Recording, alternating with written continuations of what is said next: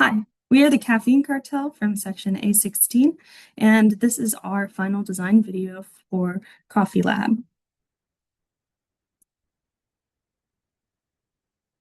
Sandeep Reehal, and I'll be going over the process flow diagram for our brew. To start with, we started with 120 grams of green Guatemalan beans. We put those in the roaster, and out of the roaster, we got 106.3 grams of roasted coffee beans. We lost 13.7 grams as gas and chaff. And to do this, we put in 0.075 kilowatt hours of energy. Of that 106.3 grams of roasted coffee beans, we only used 80 grams. We put these 80 grams of coffee through the coffee grinder and got 80 grams of ground coffee beans.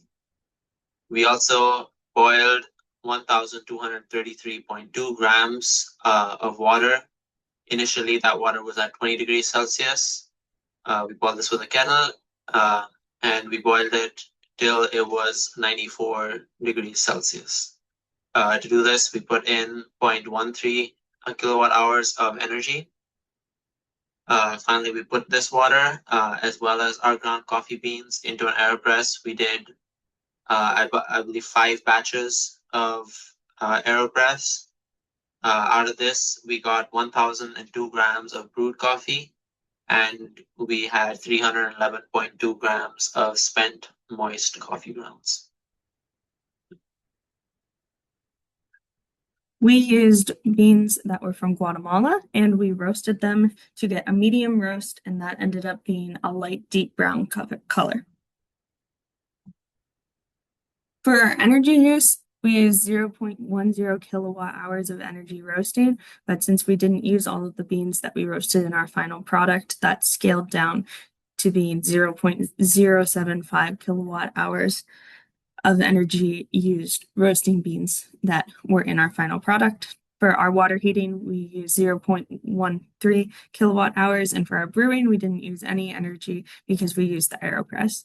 To minimize the energy consumption, we focused on minimizing the energy consumption of the roasting step because this step used a substantial fraction of energy, and it was the step that was easiest to optimize to use less energy.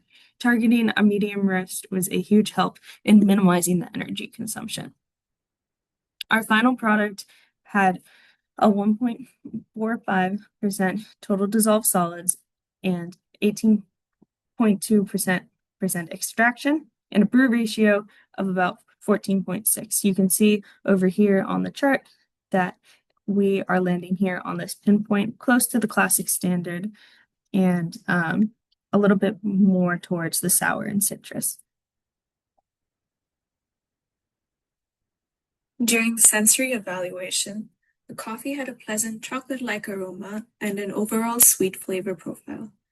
The acidity and bitterness were well balanced, creating a smooth and enjoyable cup. It had a medium body with a nice mouthfeel, and the aftertaste was mild without being overpowering. In the blind tasting, the coffee received high scores for its acidity, flavor, and body, indicating strong overall quality and a favorable sensory experience.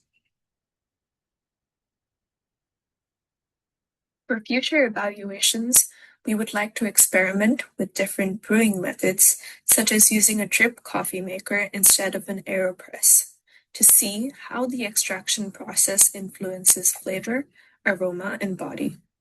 We would also like to try other dark roast coffees to explore a wider variety of flavor notes and fragrances. These comparisons could provide a better understanding of how roast level and brewing technique affect the final cup. That's all. Thank you.